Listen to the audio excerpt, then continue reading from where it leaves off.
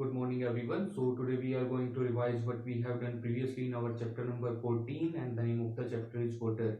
In the introductory paragraph of the chapter, there was a situation that was given to you that if you are provided with a bucket of water, then can you complete the daily activities of yours? कि suppose कीजिए आपको एक ही bucket water जो है वो provide किया जाता है एक वीक तक डेली। तो क्या आप अपनी डेली एक्टिविटीज जितनी भी हो आप वाटर की हेल्प से परफॉर्म करते हो, क्या आप उनको कंप्लीट कर पाओगे? जैसे drinking, washing clothes, washing utensils and bathing, all these activities are can not be completed without the help of water. So I don't think so that it is possible to complete all the activities with one bucket of water only. एक bucket of water से सारी daily activities को complete नहीं किया जा सकता। तो basically ये सिचुएशन आपको इसलिए दी गई है ताकि आपको वाटर की इंपॉर्टेंस जो है वो समझ में आए, क्योंकि वाटर जो है वो एक बहुत ही इंपॉर्टेंट रिसोर्स है और आज के टाइम में वाटर का जो लेवल है वो काफी डिक्रीज होता जा रहा है और हमें इसे एफिशिएंटली यूज करना चाहिए।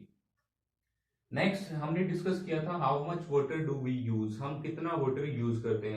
तो इसके लिए आपको बेसिकली एक सिंपल सी एक्टिविटी परफॉर्म करनी थी। उस एक्टिविटी में आपको करना क्या था, आपको दो कॉलम बनाने थे। एक तरफ वो सारी डेली एक्टिविटीज लिखनी थी जो आप पूरे दिन में परफॉर्म करते हो।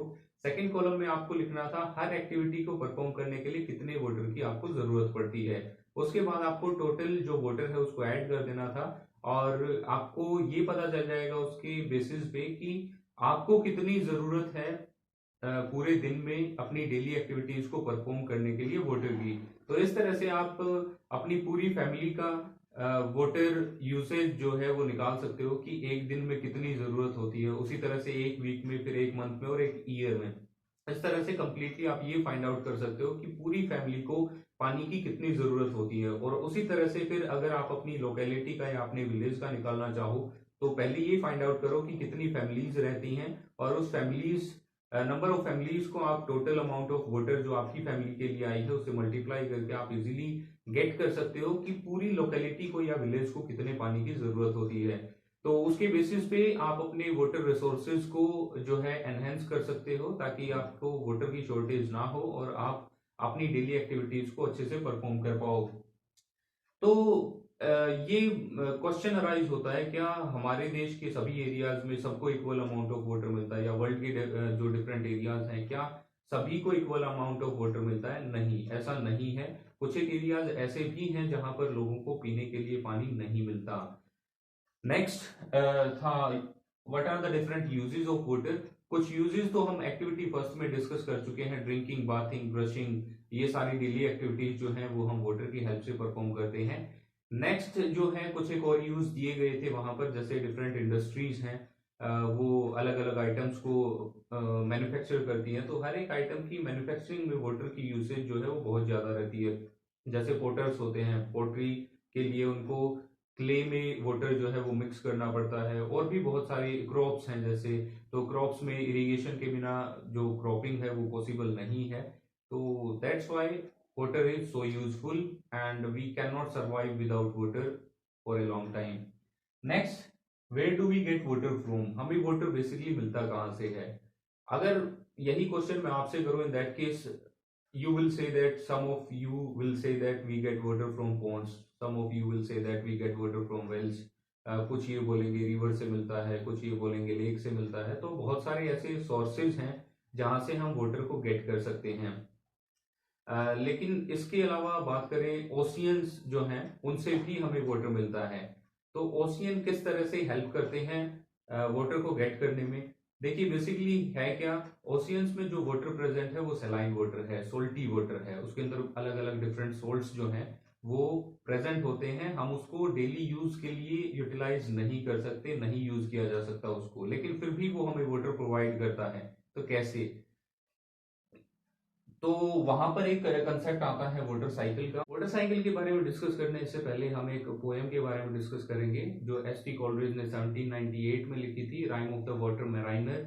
तो ये एक वोयाज से रिलेटेड कुछ एक लाइंस उन्होंने यहाँ पर शो की थी। कुछ सेलर्स जो है वो वोयाज पे जाते हैं तो वहां पर उनका पानी खत्म हो जाता है and they are not even able to drink the sea water as it contains many salts in it.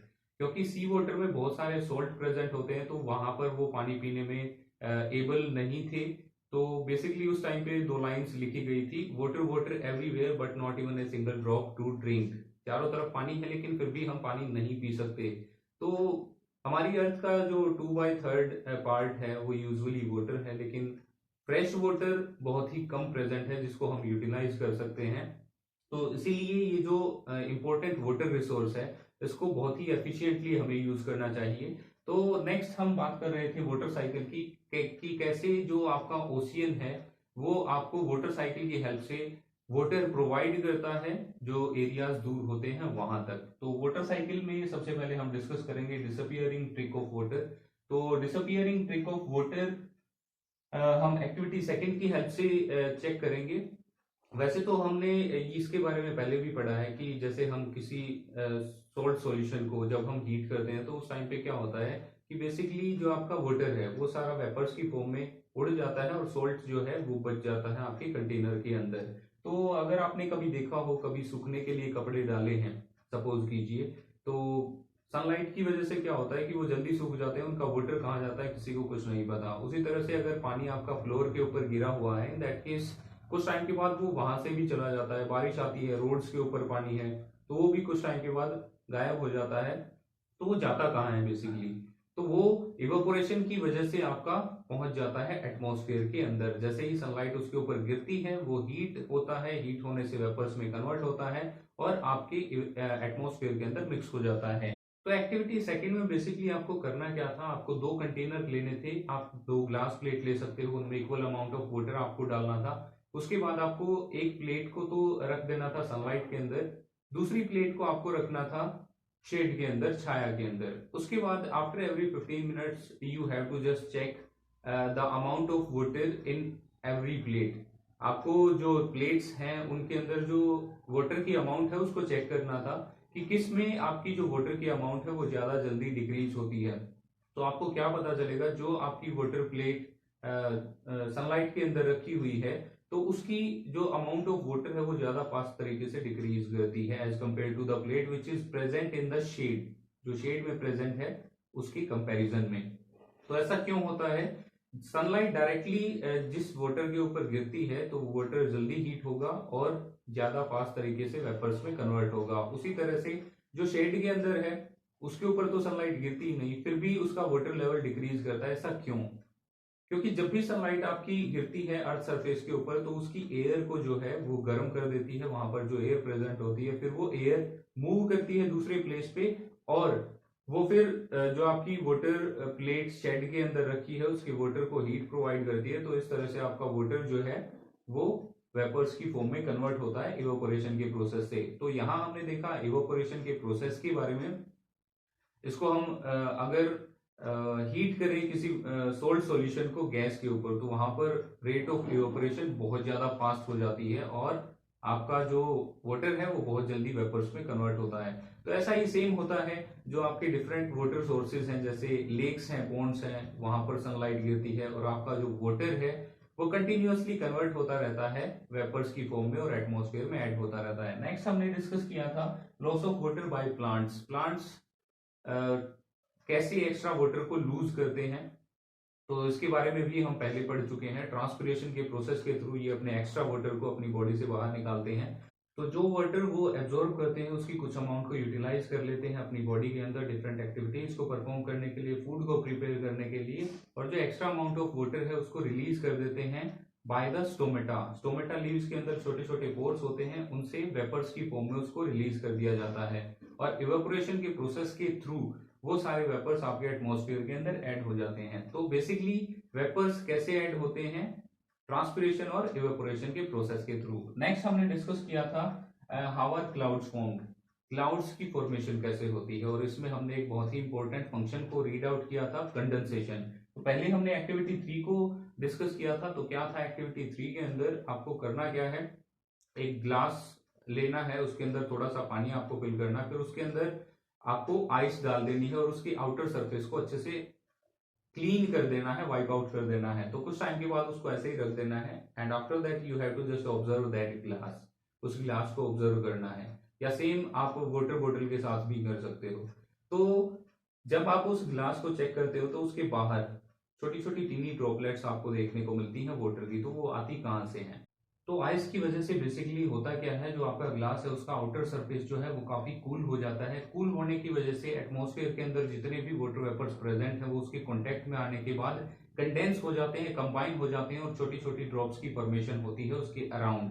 तो इस तरह से ये जो प्रोसेस है ये काफी हेल्प करता है आपकी क्लाउड्स की फॉर्मेशन में। होता क्या है बेसिकली, नीचे से जो वाटर वेपर्स आपके ऐड होते हैं आपकी एयर के अंदर, धीरे धीरे जब वो ऊपर की तरफ जाते हैं तो कंडेंस होना स्टार्ट हो जाते हैं, एक दूसरे से कंबाइन होते हैं। कंबाइन होने के बाद वो छोटी छोटी ड्रॉप्स में कन्वर्ट हो जाते हैं और आपको क्लाउड्स जो है वो देखने को मिलते हैं, क्लाउड्स की फॉर्म में अपीयर होते हैं। इसके बाद नेक्स्ट है बैक टू द ओशियंस। तो ओशियंस तक पानी दोबारा कैसे पहुंचता है? जैसे हमने वाटर साइकिल के बारे में डिस्कस किया था, वाटर साइकिल में फर्स्ट प्रोसेस हमने इवेपोरेशन का पढ़ा, उसके बाद नेक्स्ट हमने कंडेंसेशन के बारे में डिस्कस किया। अब आता है नेक्स्ट प्रोसेस, प्रेसिपिटेशन बोलते हैं जिसको। तो अब यहाँ हम एक और इम्पोर्टेंट प्रोसेस के बारे में डिस्कस करेंगे जिसको बोलते हैं प्रेसिपिटेशन। तो जब भी आपकी जो वाटर ड्रॉप्स हैं जब वो कंबाइन होती हैं, कंडेंस होती हैं, जब वो बहुत ज्यादा हैवी हो जाती हैं तो वो रेन की फॉर्म में ऊपर से नीचे आती हैं और ये प्रोसेस जो है ये कहलाता है प्रेसिपिटेशन। कई बार बहुत कम टेम्परेचर होने की वजह से हेल या स्नो की फॉर्म में भी वो नीचे आती हैं, तो ये भी एक आपके प्रेसिपिटेशन की ही एक फॉर्म है। तो इसके बाद वाटर नीचे आने के बाद वो रिवर्स में या लेक्स में कुछ रिवर्स से फ्लो करता है, फ्लो करते करते वो फाइनली आपका रीच करता है ओशियन तक। बीच में कुछ वाटर जो है वो लेक्स में स्टोर हो जाता है या फिर जो कुछ वाटर है आपका वो ग्राउंड के अंदर चला जाता है और as in the form of ground water वो अर्थ के नीचे सेव हो जाता है, जिसको हम यूटिलाइज कर सकते हैं डिफरेंट एक्टिविटीज को परफॉर्म करने के लिए। इसके बाद नेक्स्ट टॉपिक जो था वो हमने डिस्कस किया था, what if it rains heavily. Suppose कीजिए कि किसी पर्टिकुलर एरिया में बहुत ज्यादा बारिश होती है, तो वहां पर होता क्या है बेसिकली, जितने भी आसपास के एरियाज हैं वहां पर पानी भर जाता है और पानी भरने की वजह से क्या होगा कि वहां की जो डेली एक्टिविटीज हैं उनको परफॉर्म करना काफी डिफिकल्ट हो जाएगा। वहां की जो क्रॉप्स हैं वो सारी खराब हो जाएंगी और दूसरी जैसे एक जगह से दूसरी जगह तक जाना है वो भी इवन इम्पॉसिबल हो जाता है। तो अलग अलग तरह के लॉस होते हैं, प्रॉपर्टी का लॉस होता है, डोमेस्टिक लाइफ का लॉस होता है, जितने भी आपके डोमेस्टिक एनिमल्स हैं इवन उनका भी लॉस हो जाता है कई बार। तो इस तरह से ये जो सिचुएशन अराइज होती है इसको बोला जाता है फ्लड, और फ्लड की सिचुएशन जो है काफी डिफिकल्ट होती है उन पर्टिकुलर एरियाज में जहां पर आपकी जो बारिश है वो बहुत ज्यादा होती है। इसके बाद नेक्स्ट है what happens if it does not rain for a long time. अगर लंबे टाइम तक बारिश ना हो तो फिर क्या होगा? तो उस टाइम पे भी ड्रॉट की कंडीशन आ जाती है, वहां पर इवन लोगों को पीने के लिए पानी नहीं मिलता, इरिगेशन नहीं होगी तो क्रॉप्स नहीं उगेंगी, तो पशुओं के लिए जो आपकी कैटल है उसके लिए फोडर नहीं मिलेगा, चारा नहीं मिलेगा।